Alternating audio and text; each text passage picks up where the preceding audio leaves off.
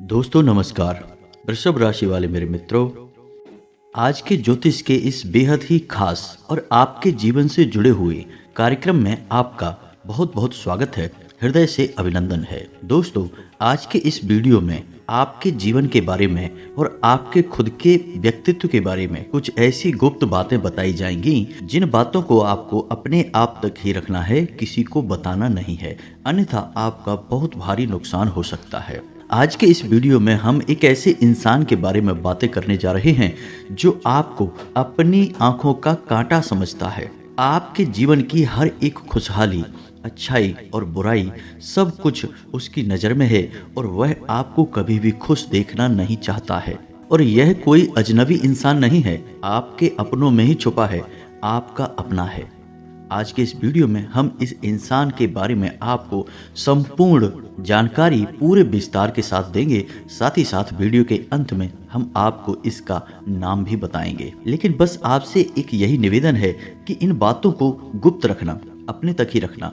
किसी से इन बातों के बारे में भूल कर भी चर्चा मत कर देना, क्योंकि आप एक ऐसे इंसान हैं जो बातों को गुप्त रख पाने में असफल रहते हैं। जी हाँ दोस्तों, आपके छुपे हुए रहस्य लोगों को पता चल जाते हैं और इसमें आपकी कमी नहीं है। आप दिल के बहुत अच्छे हैं, भावुक इंसान हैं। आप भावनाओं में बहकर अपने दिल के राज भी लोगों को बता देते हैं।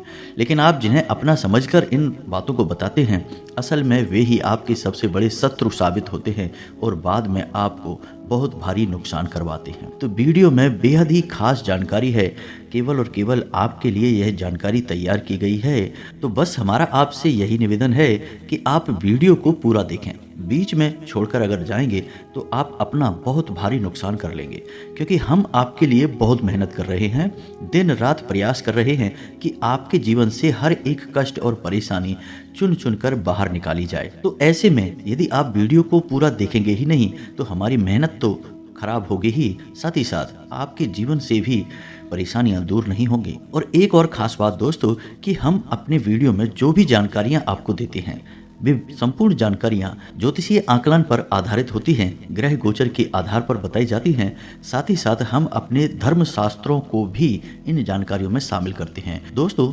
ज्योतिष और आध्यात्म कोई अलग अलग चीजें नहीं हैं। ज्योतिष का भी जन्म हमारे वेदों से ही हुआ है।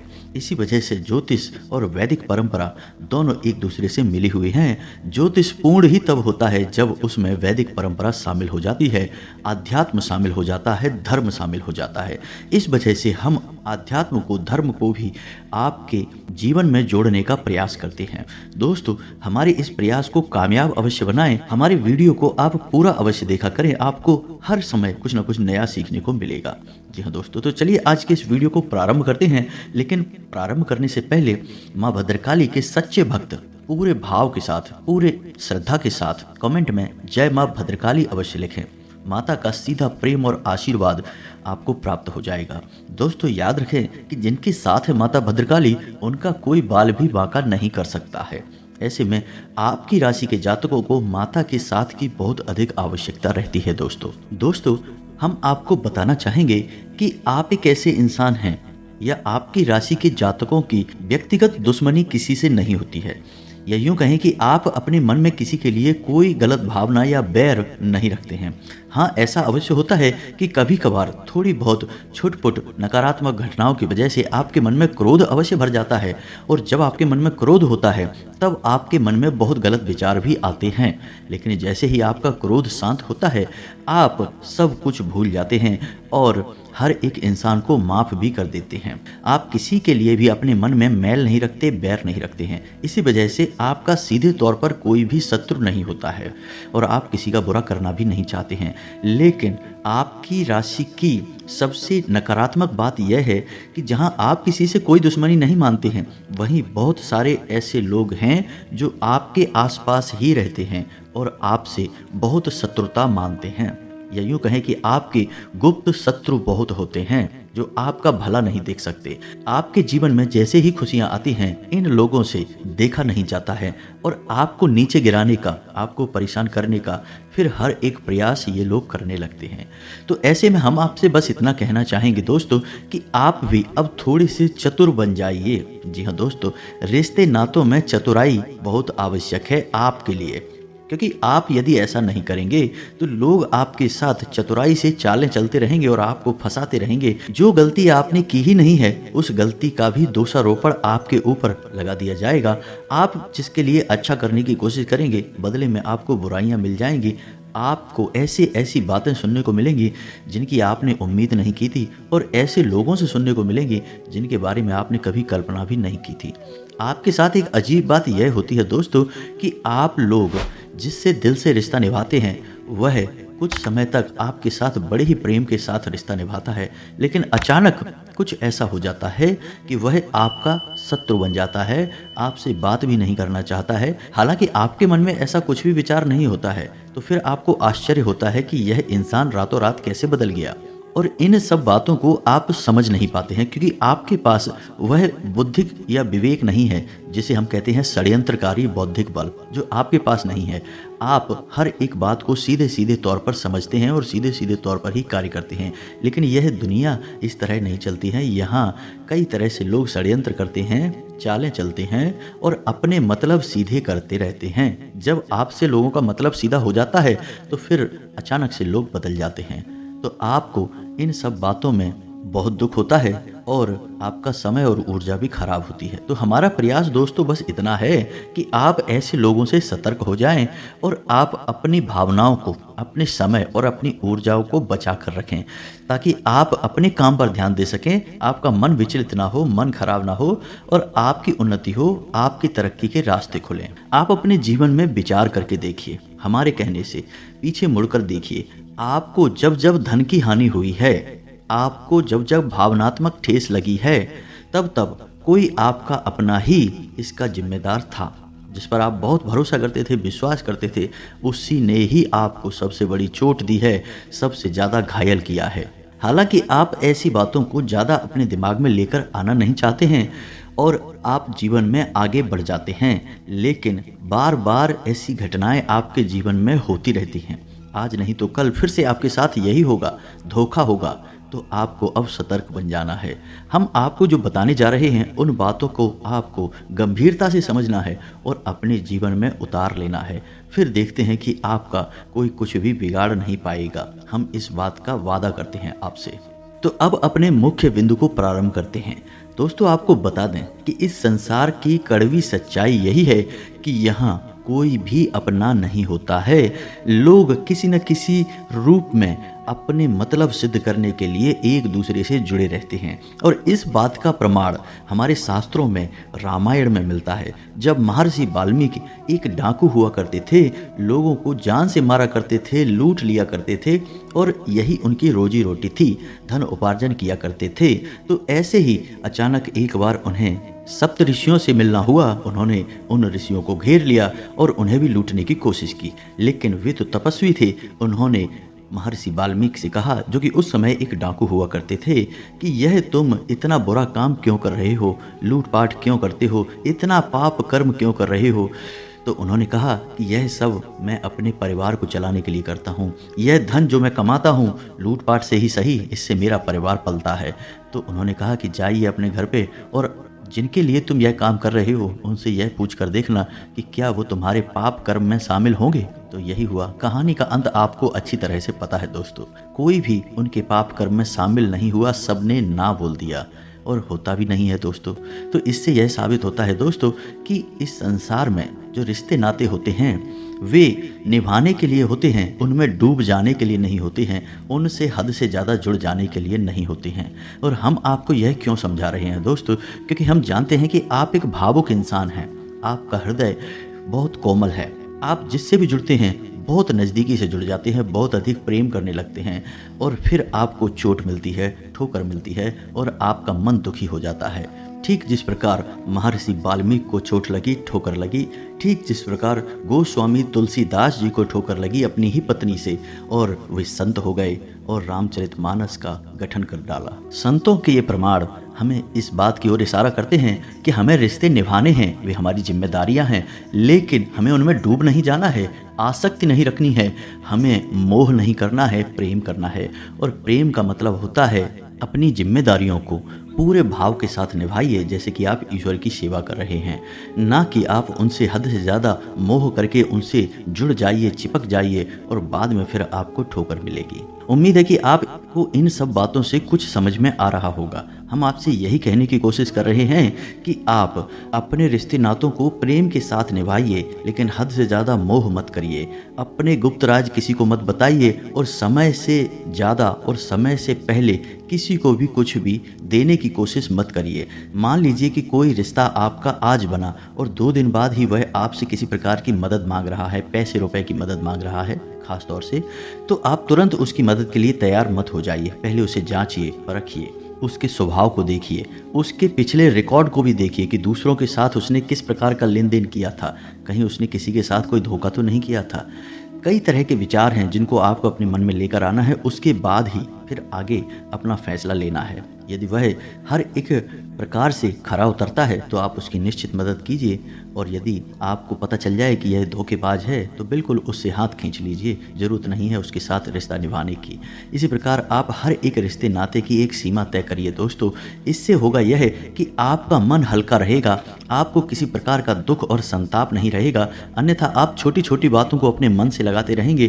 किसी ने कुछ कह दिया, किसी ने कुछ कर दिया, छोटी छोटी बातों को मन में लगाते रहेंगे और हर वक्त आप पीड़ा युक्त रहेंगे, दुखी रहेंगे, परेशान रहेंगे। इसके बजाय आप यह करें कि लोगों से ज़रूरत से ज़्यादा ना जुड़ें, बल्कि आप उससे जुड़ें जिससे जुड़ने के लिए हमारा, आपका और संसार के हर एक जीव का जन्म हुआ है, और वह है ईश्वर भगवान।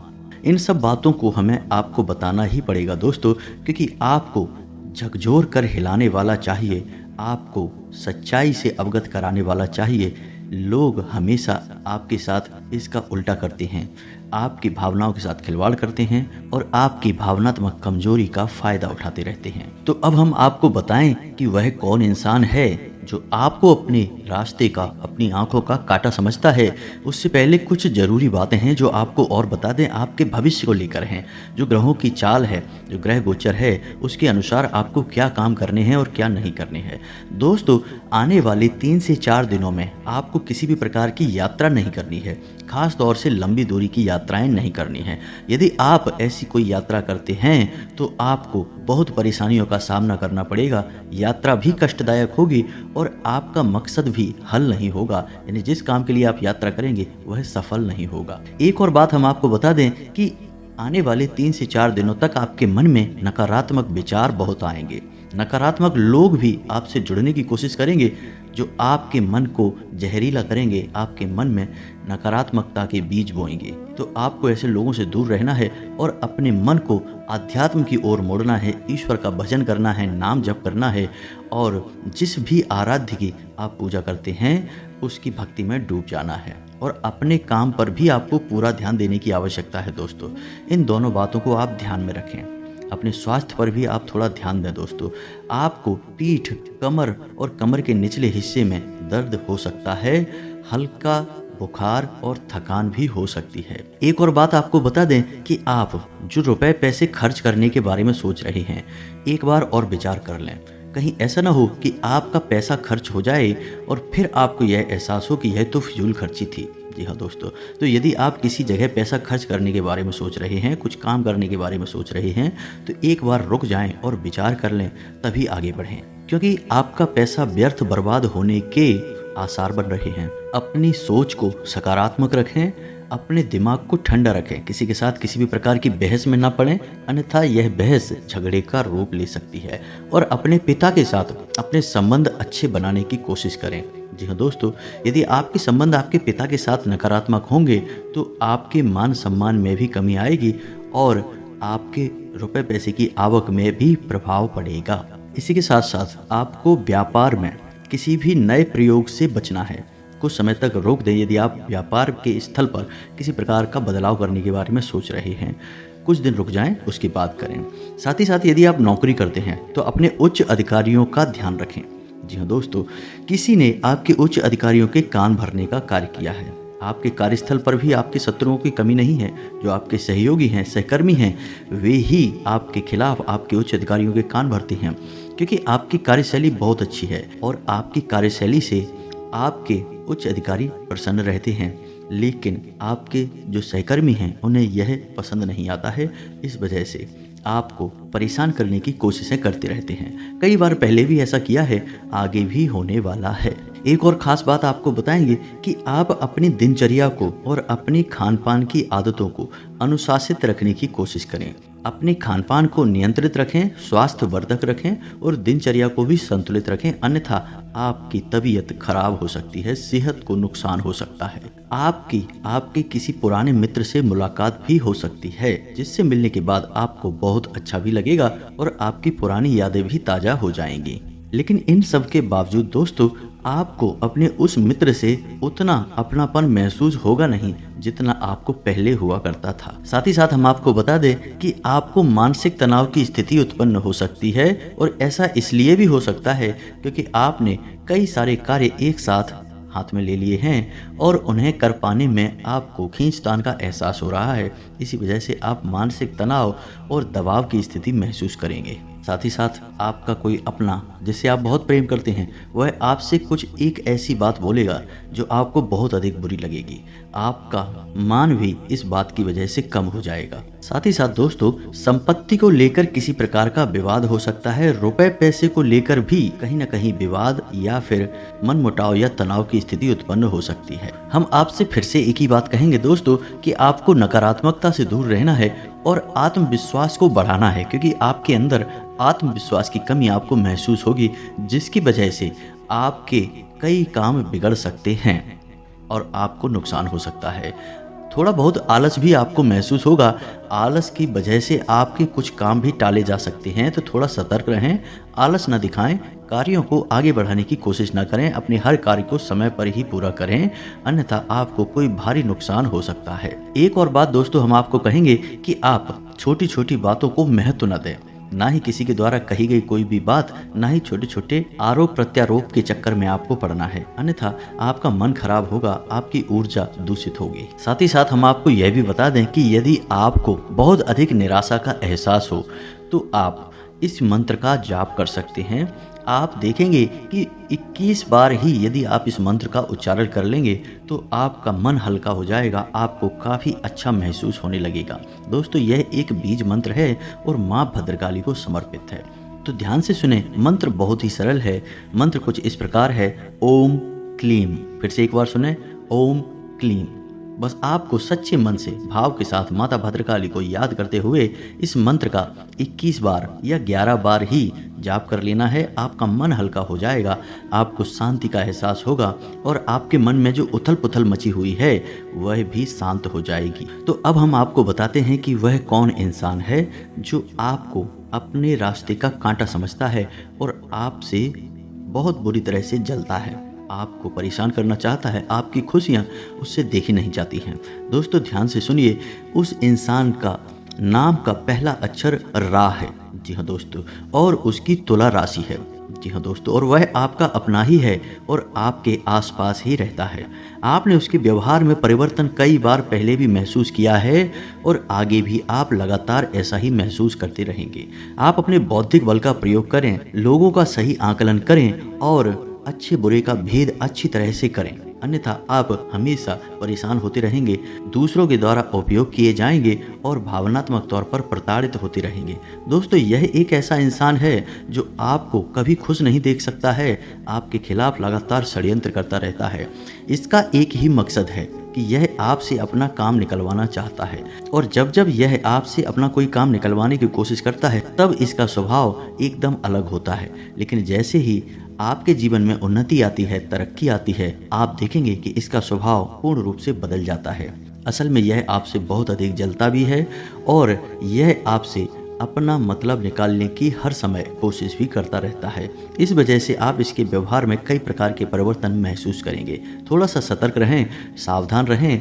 केवल यही एक इंसान नहीं है, ऐसे तो कई और भी हैं। हम पहले ही आपसे कह चुके हैं कि आपकी राशि के अपनों में ही छुपे हुए शत्रु बहुत होते हैं जो आपको धन और संपत्ति का नुकसान करवाते रहते हैं। तो आपको न केवल इस इंसान से सतर्क होना है, बल्कि इस जैसे तो कई और हैं, उनसे भी आपको सतर्क रहना है। और आपके लिए हम एक सबसे महत्वपूर्ण और सबसे उपयोगी उपाय बता देते हैं, जिससे आपके आत्मविश्वास में तो बढ़ोतरी होगी ही, साथ ही साथ आपके आसपास एक रक्षा कवच भी तैयार हो जाएगा।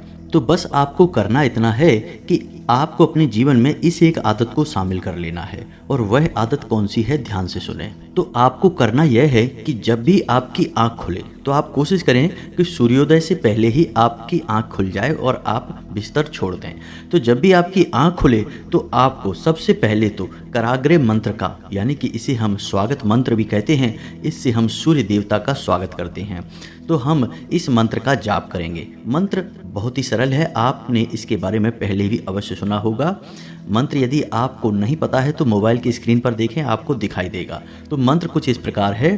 कराग्रे बसते लक्ष्मी, कर मध्य सरस्वती, कर मूले च गोविंदा, प्रभाते कर दर्शनम। तो हमारे जो हाथ हैं इन्हें हम कर कहते हैं। तो इनके हर एक भाग में अलग अलग देवी देवताओं का वास होता है, जिनकी हमें पूरे दिन यानी कि सुबह से लेकर रात तक आवश्यकता रहती है इन देवी देवताओं की शक्तियों की, ऊर्जाओं की। तो इनसे ही हम प्रार्थना करते हैं और हम सूर्य देव का भी स्वागत करते हैं। साथ ही साथ आपको 3 बातें और कहनी हैं।